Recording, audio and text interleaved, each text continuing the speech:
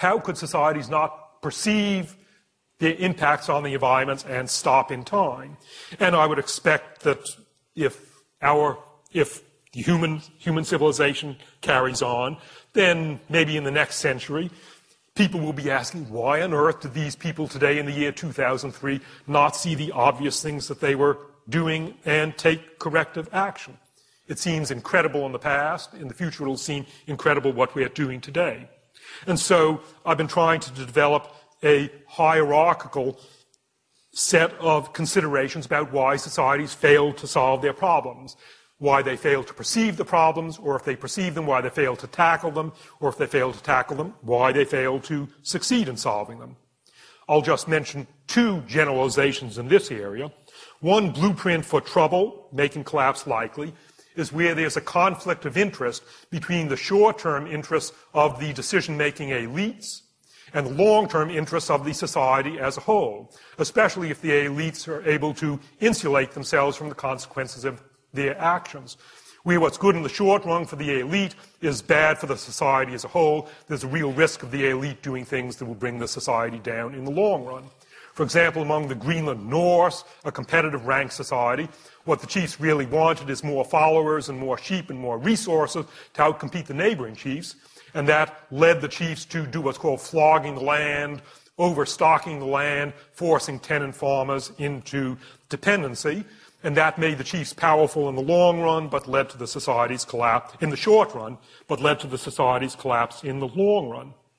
Those same issues of conflicts of interest are acute in the United States today, especially because the decision makers in the United States are frequently able to insulate themselves from consequences by living in gated compounds, by drinking bottled water, and so on.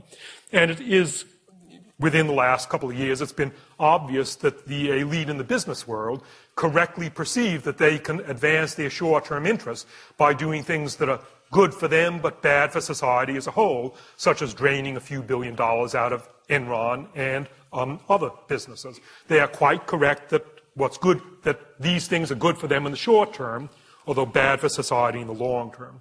So that's one general conclusion about why societies make bad decisions, conflicts of interest.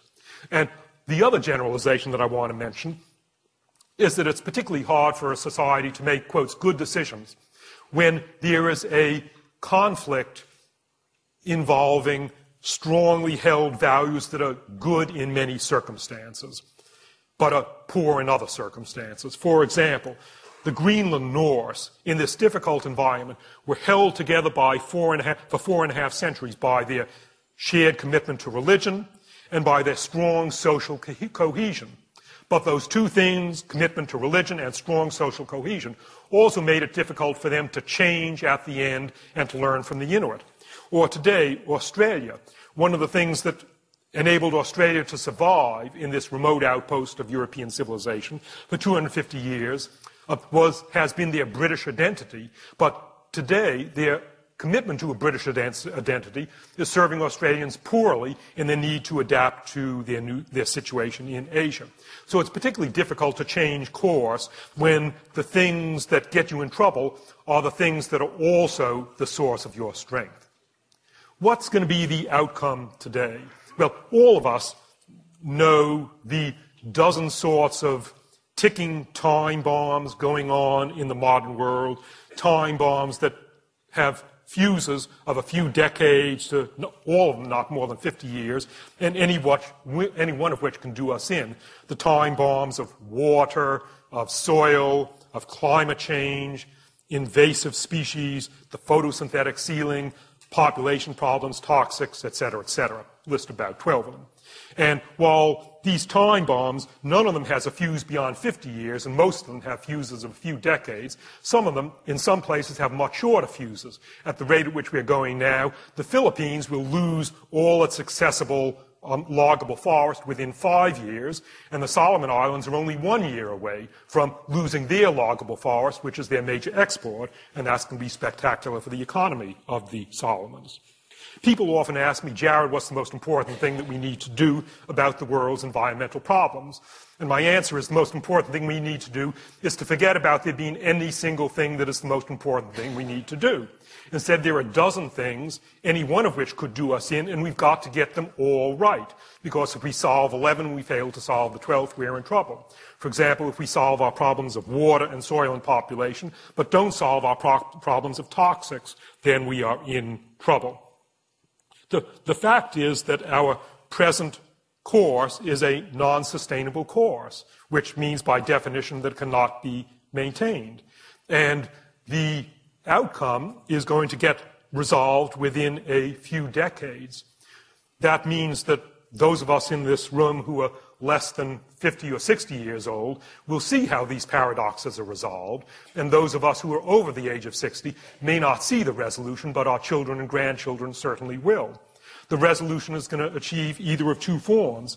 Either we'll resolve these non-sustainable time fuses in pleasant ways of our own choice by taking remedial action, or else these conflicts are going to get settled in unpleasant ways not of our choice, namely by war, disease, or starvation. But what's for sure is that our non-sustainable course will get resolved in one way or another in a few decades. In other words, since the theme of this session is choices, we have a choice. Does that mean that we should get pessimistic and overwhelmed? I draw the reverse conclusion. The big problems facing the world today are not at all things beyond our control. Our biggest threat is not an asteroid about to crash into us, something we can do nothing about. Instead, all the major threats facing us today are problems entirely of our own making. And since we made the problems, we can also solve the problems. That then means that it's entirely in our power to deal with these problems. In particular, what can all of us do? For those of you who are interested in these choices, there are lots of things you can do. There's a lot that we don't understand and that we need to understand. And there's a lot that we already do understand but aren't doing and that we need to be doing. Thank you.